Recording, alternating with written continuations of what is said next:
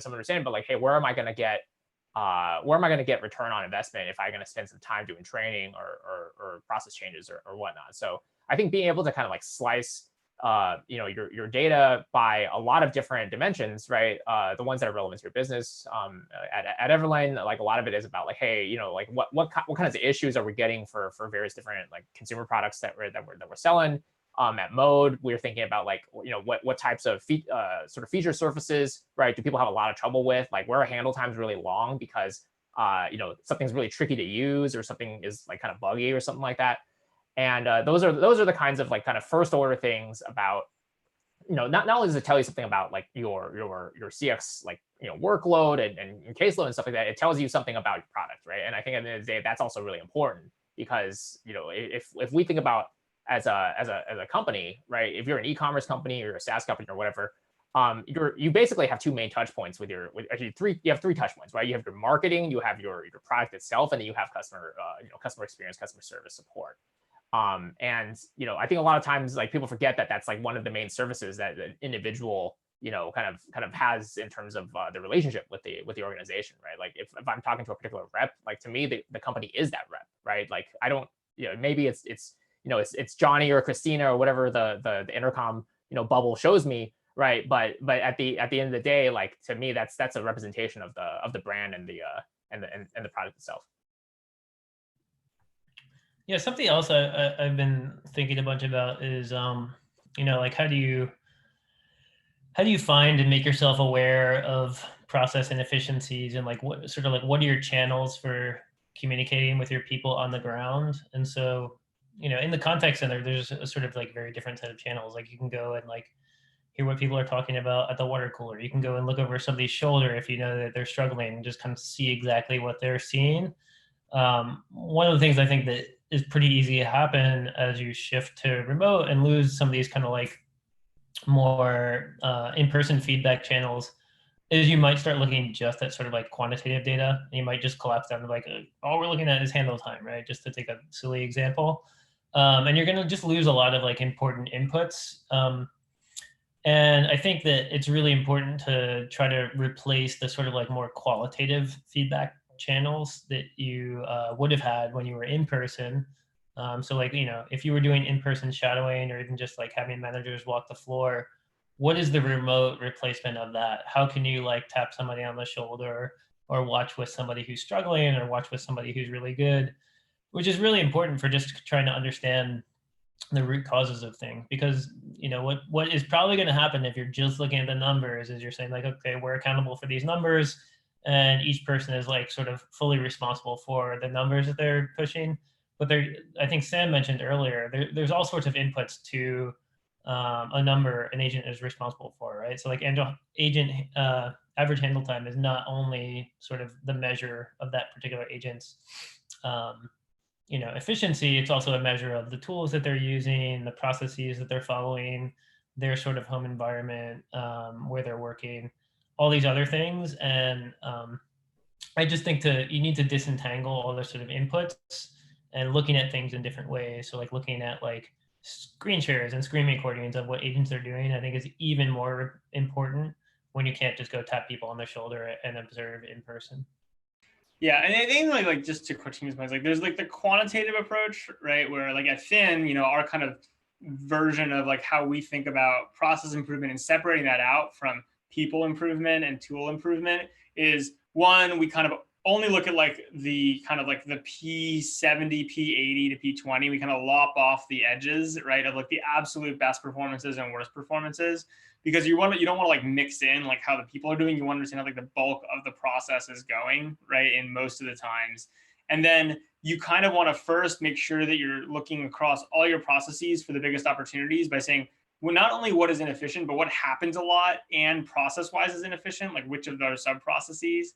And then once you're looking inside that, you can kind of say, okay, these steps are like the key places where like a lot of inefficiency is. So there's a kind of this like, you start with everything, you get rid of like your outlier humans, right, or the people, you focus on the middle, and then within the middle, you focus on like the workflows that are taking a lot of time overall, right? And then you focus and like seem like they have the biggest opportunity for improvement. And then you look for basically the steps that have the most time. So there's a very quantitative like methodology effectively to targeting which workflows you should be examining and what parts of what workflows from a process perspective for improvement. But then to Cortina's point, when you actually go and say, okay, like, what are we going to do here?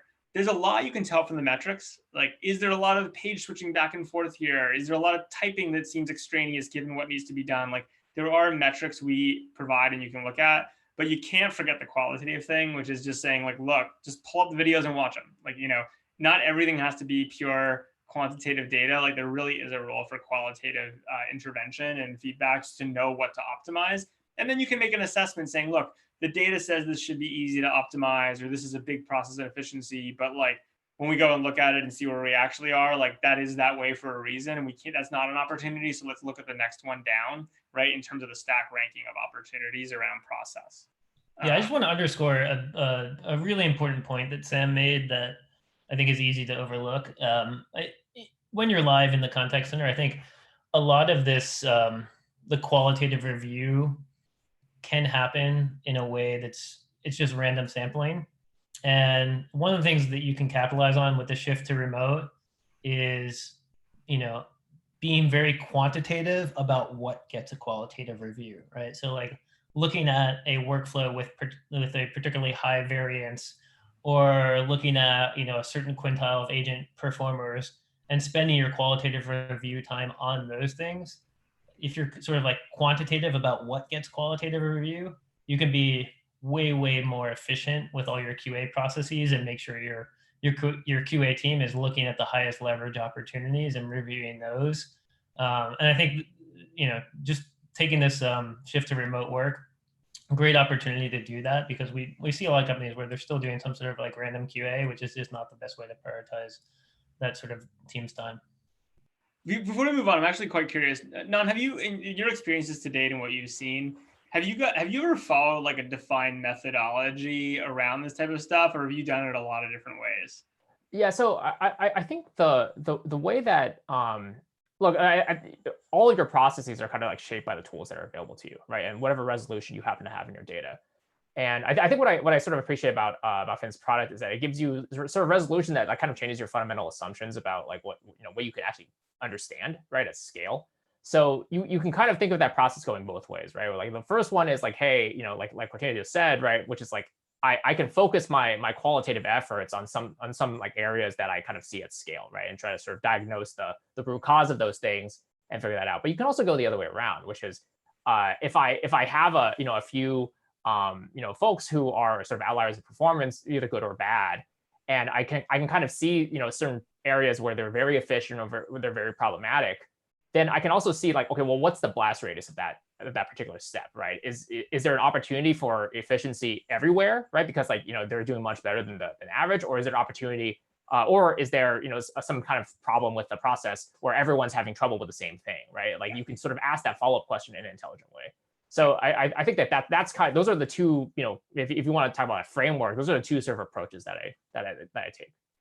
Fair enough. Yeah, I mean, again, like it's definitely, there's no question that, I mean, even the broad scope of society, it's like what you measure informs, your knowledge, and informs like what you can do, right? And like the resolution of measurement is pretty fundamental. We certainly believe that. Cool. So just keep rolling, I guess, is like, one thing I've been really interested recently in, because it's, I wouldn't say it's new, but it's newly important, is like understanding the actual technical performance, right, of your tools, not just in terms of like your web tools, but like literally like you have a bunch of people at home with Chromebooks or something new they hadn't had before, connecting over all sorts of different ISPs and connection settings. And like it really impacts work, right? Like if you're on a fast computer with a good connection, people just do way better work than if they're not.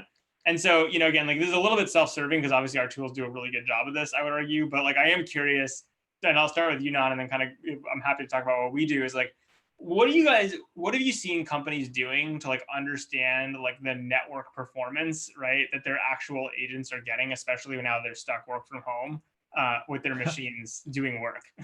Yeah, so I can sort of speak to sort of what I've seen on the ground, right? And in terms of like what's widespread, the tools aren't super great, right? Most of it involves asking your team, hey, why don't you go to fast.com and see what your up down is, And then if it's below a certain threshold, maybe we'll FedEx you like a a wireless hotspot or something like that, see if it makes a difference, right? It's usually that level of fidelity, and the sample rate's not exactly huge, right? Like I don't know, maybe your network was having a great day or a bad day at that moment, and that's sort of the reading that you got. So I think in those kinds of like very distributed IT questions, the general practices are still pretty primitive there. Yeah, I mean, like, this is something we actually, I mean, like, this is, I would argue, hopefully the most self-serving part of this conversation, is we were trying to talk to a broader theme, but like, this is kind of like been really interesting for us, because we had a bunch of customers of ours start asking us, being like, hey, can you like help with this problem? And the answer is we hadn't done it before, but like, obviously, of course we can, right? Like, because we have the page load speed of every single page load that people are doing, right? From when it's requested to when it starts loading to when it finishes loads. Plus, we have kind of constant video upload, right? Plus, we know things like how many windows are open at a given time, what actual memory and and like CPU people are running, et cetera. We have like incredibly high resolution on exact network performance, up, down, and like literally the local performance that every single agent is getting all the time.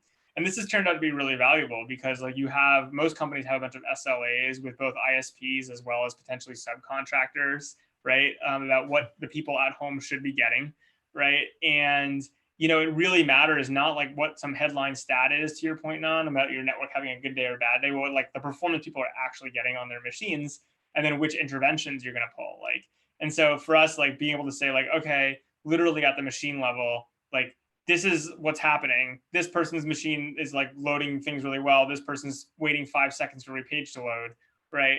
It's because they have 1,000 browser windows open, or their machine is underpowered, or their network connection is bad. And here's the exact performance, has been like a really powerful tool for like, in some ways, debugging like a whole new type of, tool issues that people didn't used to think about, because you're kind of in a network, you're in a service center, there is some local IT guy who's kind of managing this stuff, and it's all reasonable. It becomes like a really high importance issue. So I don't know. That's the self-serving part. If you want this stuff real time and continuously, we can give it to you. I don't know, Cortina, anything to chime in on that, or like, did I just basically talk the book? That's more your wheelhouse. I love this stuff. It makes me really happy. It's just so practical and so easily, immediately actionable. Another thing we've had coming up a bunch, and again, I think we'll do the normal thing where I'd love to hear what you're thinking, and we can talk a little bit about some other options, is like remote security and fraud. It's actually a relatively similar set of problems in signature, I would argue, to this bandwidth thing, because the thing that like people have physical security practices, lock your phone away, et cetera, when you're local. You just can't do it at home. So like, what's happening in terms of like how people are doing like security and fraud detection now that people are kind of more remote? Yeah.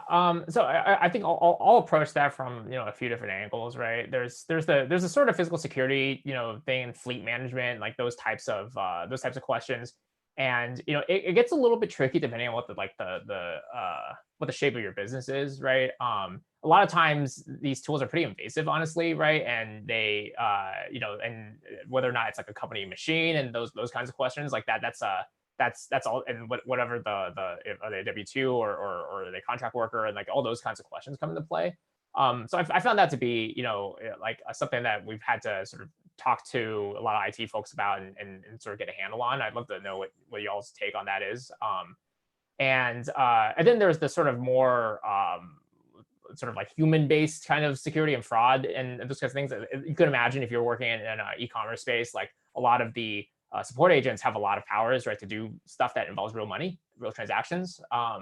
And so those kinds of things, we definitely put in, like when I was at Everline, we put in specific metrics in place to at least kind of control for those things, right? Like how much, how much sort of like consumer credit is associated with each individual like agent, or at what rate are they handing this out?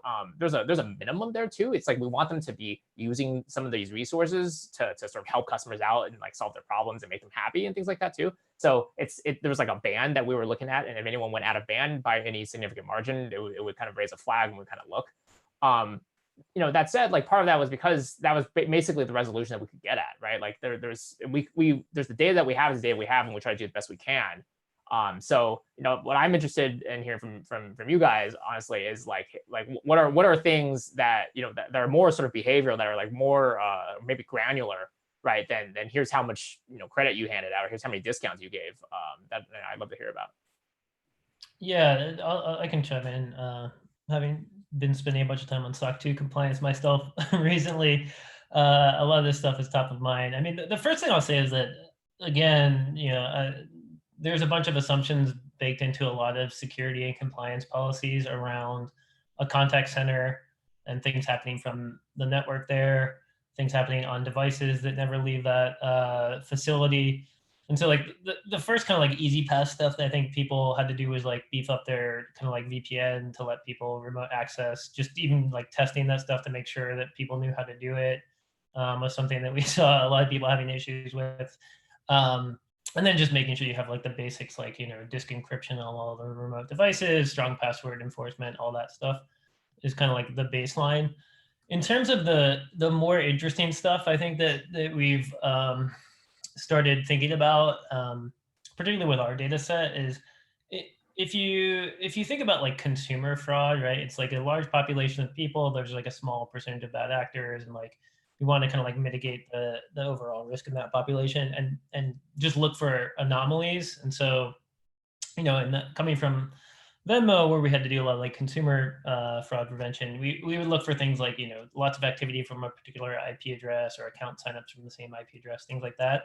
And the interesting thing is to start thinking about this new agent behavioral data set in the same way, because I think a lot of people, weren't thinking about this in the contact center. One, because maybe there were other ways to mitigate risk, but then also because kind of like data sets like the ones that we collect didn't exist, frankly. So a few things that we've started looking at are just like sort of like outliers in terms of like time spent on certain tools.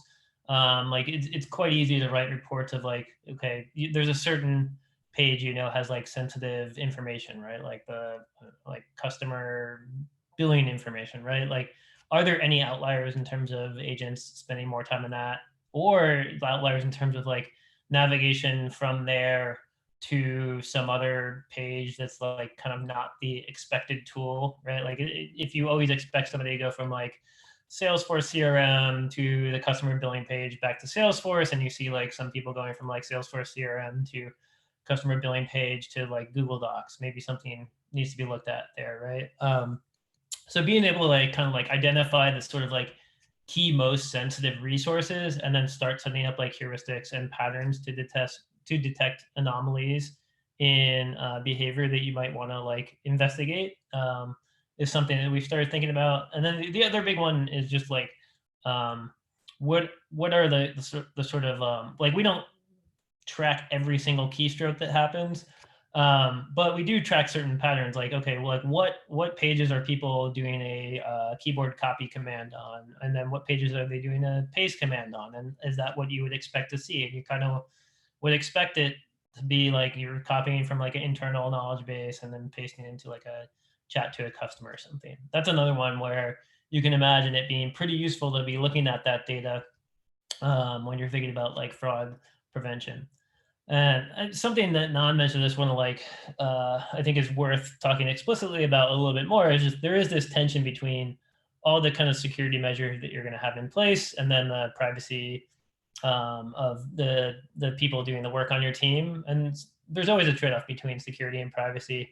One of the things that we've found, useful to have people remind their teams of is like, nobody has time to go watch 8 hours a day of your video, and like just watch that and like watch every single thing you're doing.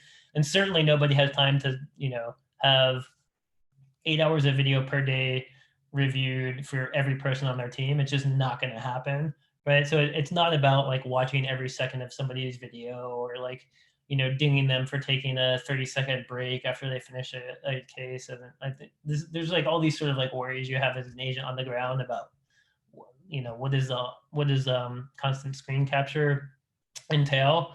And so I think just setting up the right expectations around this stuff and saying like, okay, like here's how we're going to use this data.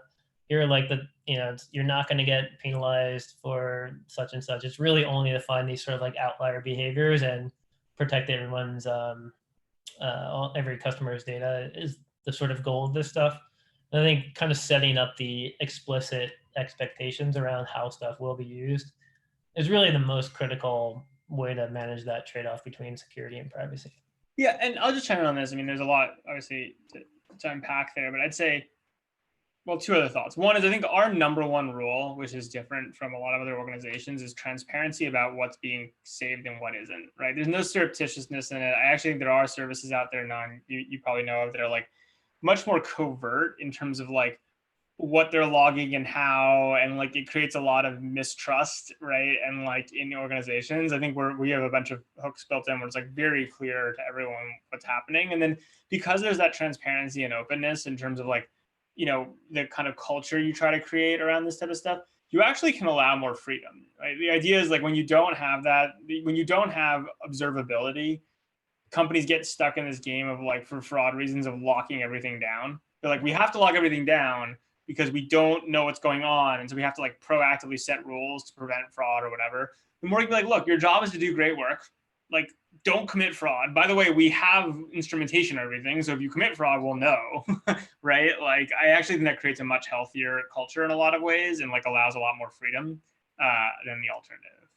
Yeah, I kind of want to. I really like your point about just like, you know, a lot of times folks try to solve these problems using like procedurally, right? Hey, you know, there are very strict rules that you must follow and then blanket, and you can't make any exceptions, even if it makes a lot of sense to do a particular thing. And you know, what we found is like certainly like, you know, at Mode we have a lot of you know customers' data flows and stuff like that we handle. It's very sensitive stuff, right?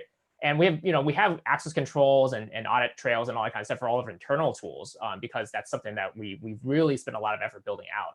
And I think the difficulty with a lot of organizations is that if they don't have the resources to invest in those kinds of things, what they end up doing is like creating a lot of draconian type of measures because they don't have the visibility.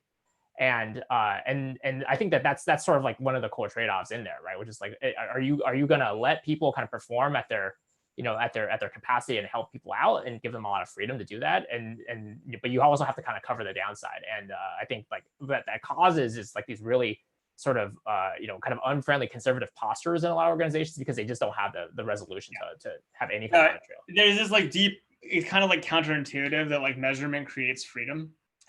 Right? Whereas like this thing I've kind of learned in my career more broadly is like, I think when you're young, you start out and you're like, what I'm doing is unmeasurable. It's so cool and good. And like, don't like saddle me with measurement. And then you get a little bit more perspective. And you're like, oh, the more things are measured and we're all on the same page, the more like there actually is freedom to operate, right? Because you can all of a sudden, like, people can just make good decisions and like, it's clear what's happening and not. And like, you know, when bad things are happening, you know, and when good things are happening, you know, right? So I think it's a pretty healthy dynamic.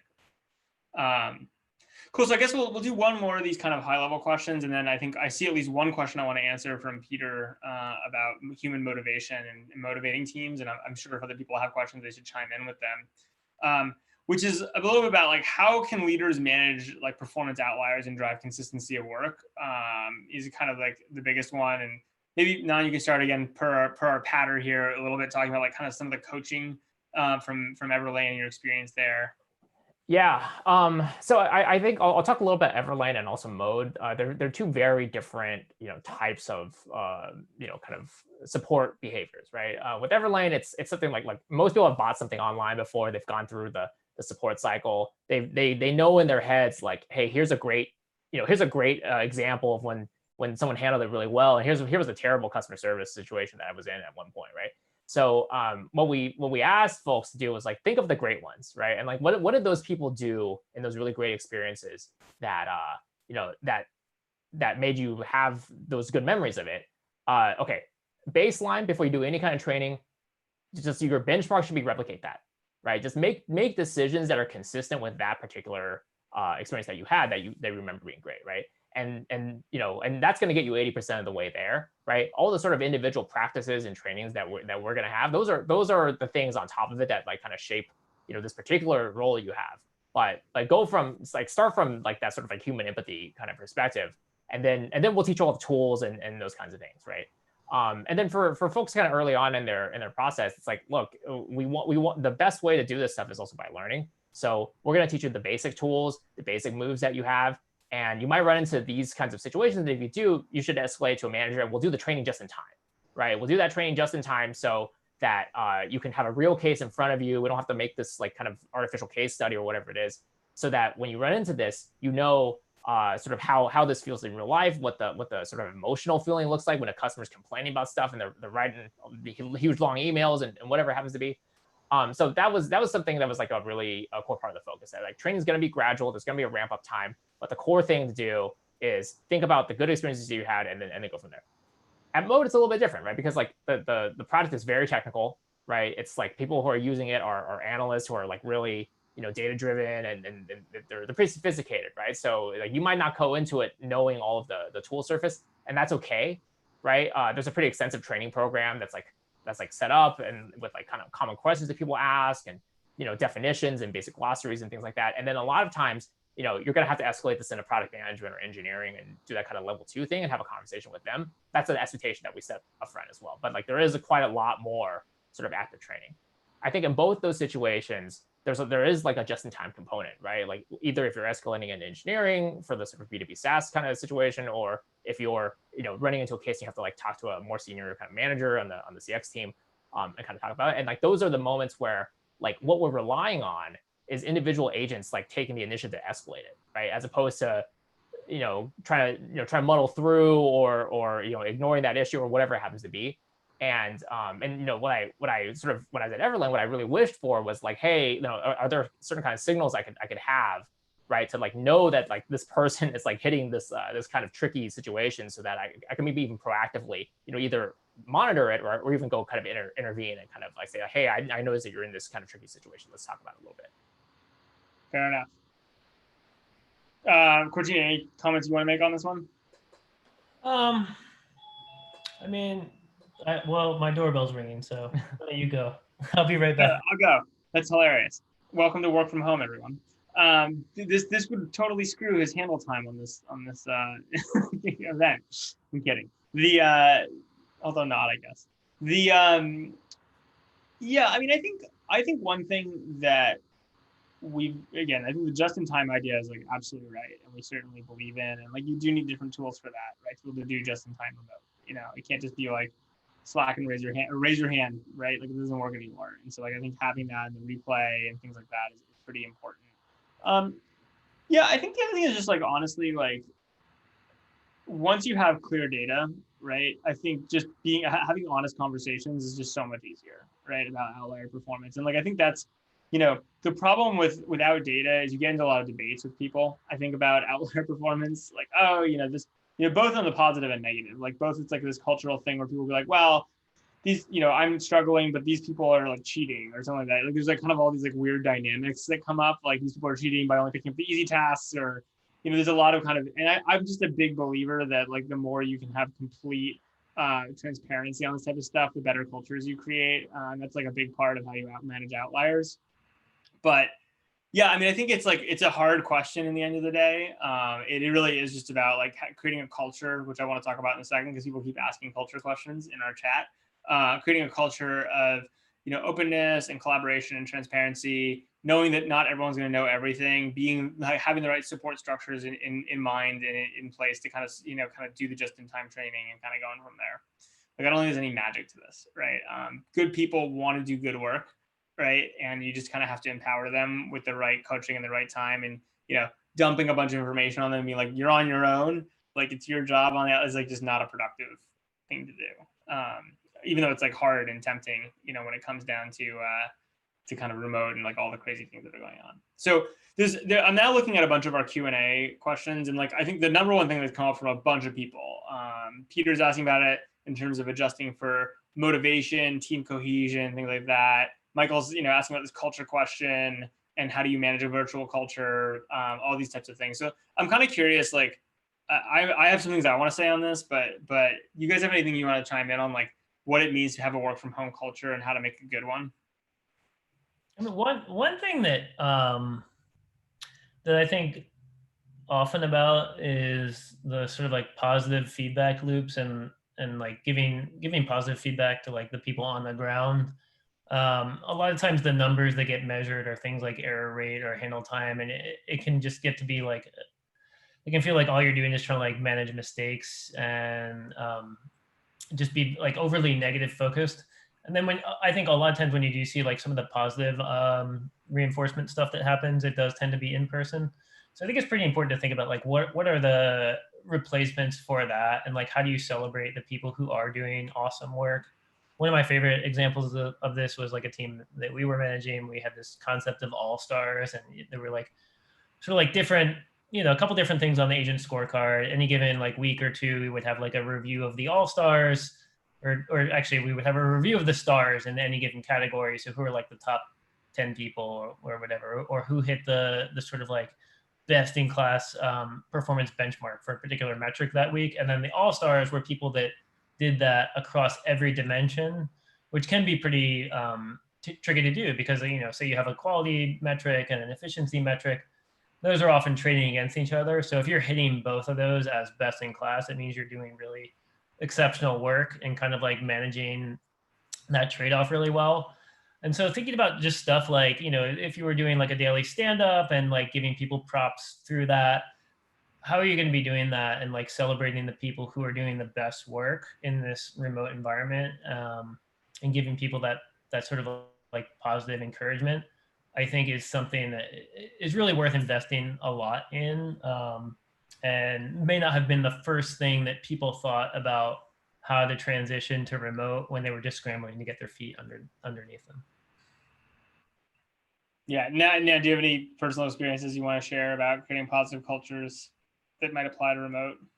Yeah. So I think one of the, and again, it's a lot of times like when people talk about like, hey, specifically applying the remote, like I think about like any organization that's like large enough is effectively remote in a lot of ways. So like, one specific thing, what's up? Good point. One specific thing that I really remember is, I think we tried to do very, very early on at Everlane was that like, we were just starting to build a brand, right? And like people that had not had that many kind of distinct experiences, so every sort of interaction like really counted. And when we saw like we would kind of go through Zendesk at the time, right, and then kind of like see like what's been going on, what are people complaining about. And if we saw something get handled really well, like we would really like take a moment to highlight it, right, and say like, hey, here's a transcript of like this back and forth with the customer, like look, this is great, right? This is exactly what we want, right? Like this is it's a great interaction. Use the right language, you ask the right questions, all this kind of stuff.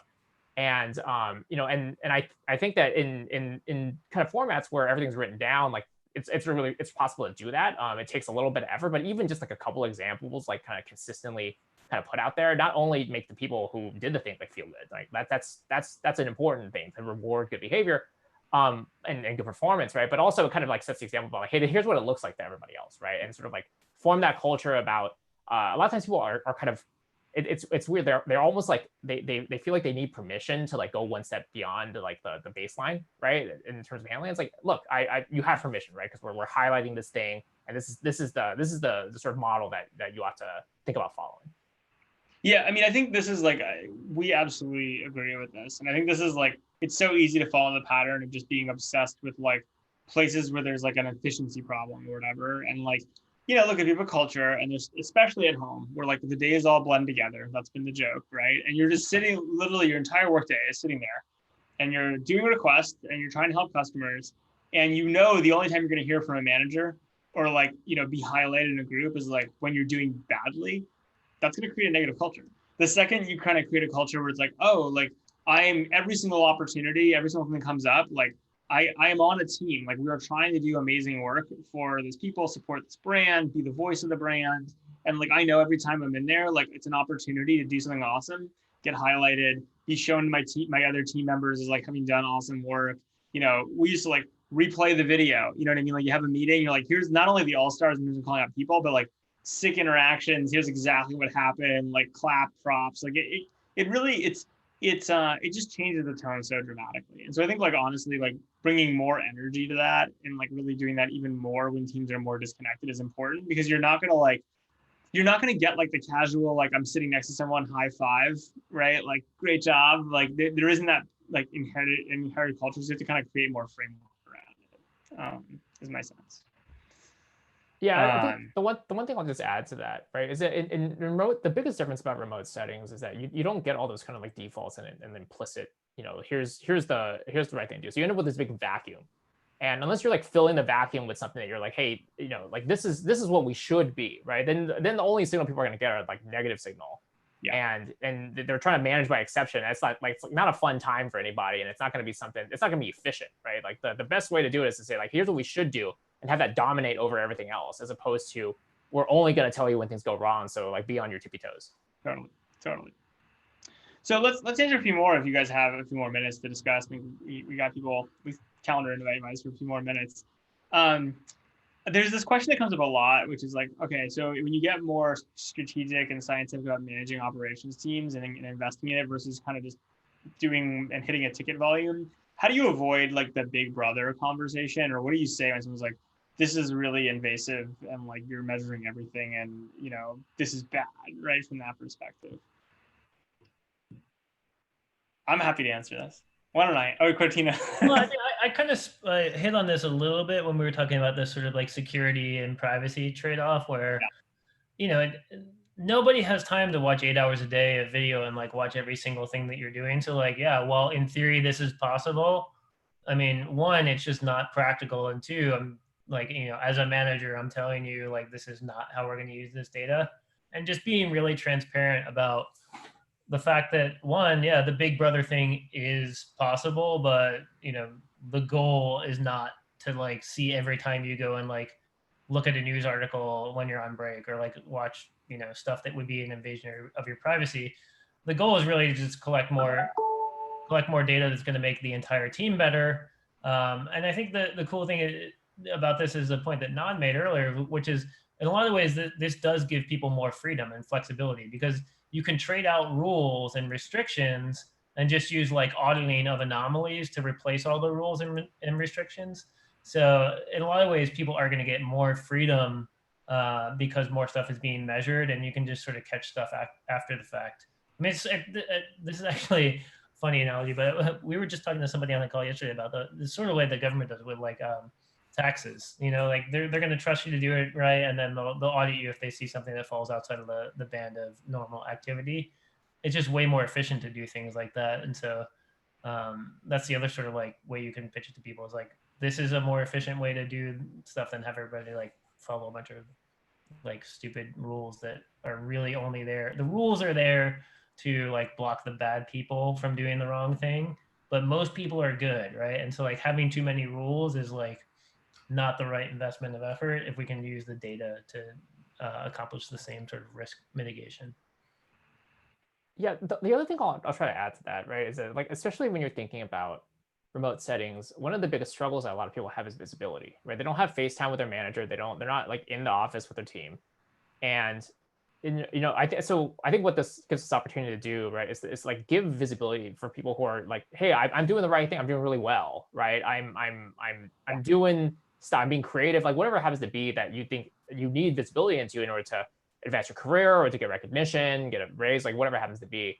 And I think that like if there's a piece of it where it's not just framing, right? It's not just like lip service. It's like an actual ability for us to sort of like see, like we talked about outliers. We talked about both positive and negative outliers, right? Like those positive outliers probably have more visibility, right, and have like better opportunities in this situation than they otherwise would have. Yeah, I'd add two things to that. One, in terms of the positive and negatives, is like rarely, I mean, it does happen, but like mostly what you find is that humans or people who are working on a team that are working hard, there's certain things they're good at and there's certain things they need help on, right? They're like an outlier in certain categories, but need help on others. And like without good resolution of data, you just become so black and white. You're like, you're good, you're bad. Like, I don't have more to say. I don't have more to coach. I don't have more interactions. But like with data, right, and with the bigger picture, you can have that more nuanced conversation, help them where they're struggling, and actually have a very positive interaction with there. But I mean, I think at a high level, like the reality is like data is power. Like, insight is power, and you can use it for good or bad. There's a really nice function, I think, from the Big Brother conversation, which is really simple, which is, look, you could theoretically use a bunch of this data to micromanage people, and you'll lose all your people, right? And when you lose all your people, it turns out that like training and hiring is by far the most expensive thing. So it's a very, very bad idea. Right? Like from an overall organizational efficiency. And in that way, management and like teams are actually highly aligned, right? Like what you want to do is like use data in a productive, healthy way, like to get people the right answer and like be transparent and upfront about it. And we've seen really good responses to this. I mean, I think it's a thing that you always have to think about, and like you should think about how you're going to explain what you are and aren't doing and set your own guidelines as a different org. But like fundamentally, it's like I think teams understand this. Is my sense.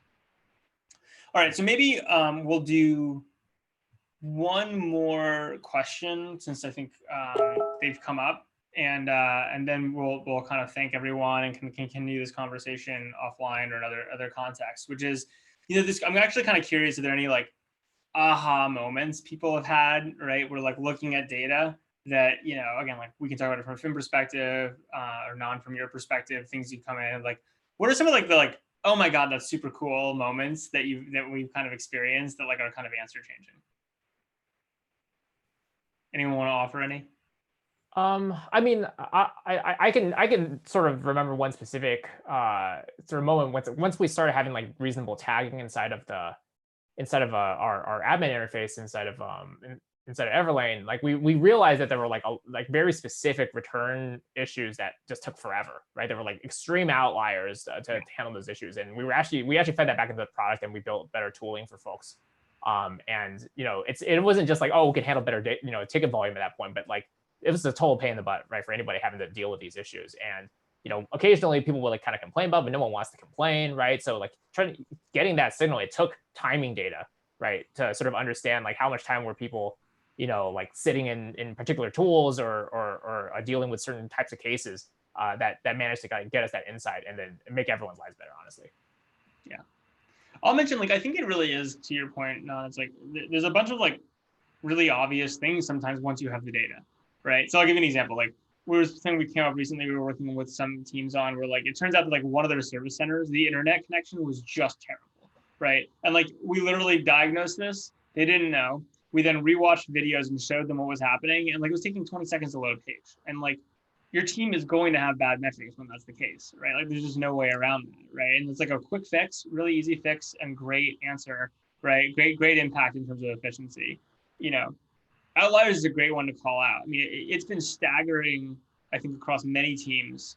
When you start looking per case at like the top 5% of cases and what percentage of time that's taking, universally, it's like 25 to 35% of all operations team going into like 5% of tickets, right? And so like when you say like, oh my God, the scope isn't like, I need to figure out all these tickets. It's like literally I can get, a 20%, important overall performance improvement just by focusing on these tickets. Like, it's unbelievable, like the payoff from that. And it really can just be a quick process change or retraining on something specific that you didn't even know was there. I think there's been some really exciting ones and really, really easy, relative to, I think sometimes operational leaders come into these things and like, my solution's going to be automation on everything. And like, I'm not anti-automation. Like there's a lot you can do with automation, but there usually is like really obvious low-hanging fruit from simple analysis. Yeah, the one I'll add on top of that is just the sort of like being able to layer in all of the sort of like resource and tools timeline on top of the case data. It's just like X-ray view for your typical CRM data, because just looking at like the a case and saying like, okay, an agent spent 25 minutes on this case. I have the transcript, but that does not tell me how the agent was spending their time. Or I have the call log and I can listen to that, but the agent may put somebody on hold for 10 minutes and go do a bunch of work. And so debugging that, it's pretty inefficient to do it, if not impossible, with just the transcript and call log. Once you have the video and can replay it, and then once you can also kind of like segment out different cases by the time required of agents in certain internal tools, you can really uncover a lot of issues that maybe looked like agent performance issues or training issues and are actually tools problems. And so just mashing up those data sets of like where are actually agents spending time when they're working on particular case types is really powerful. And it can often expose things that are problems with something that is the responsibility of another team that's not even the operations team, which the operations team is currently being held accountable for. So having that data, and this is another one too, that where the sort of like measurement is aligned with the agents on the ground of like, you know, agents are being held accountable today for things like handle time, when there are things that are totally outside of their control that contribute to that. Being able to shed light on those things, like the network speed or like the tool load time, or broken tools that kind of like crash and lose work without auto saving it. These are all really easy things to diagnose once you have a lot more data. Yeah. Cool. Well, look, I think at that we're at time. Nan, thank you for joining.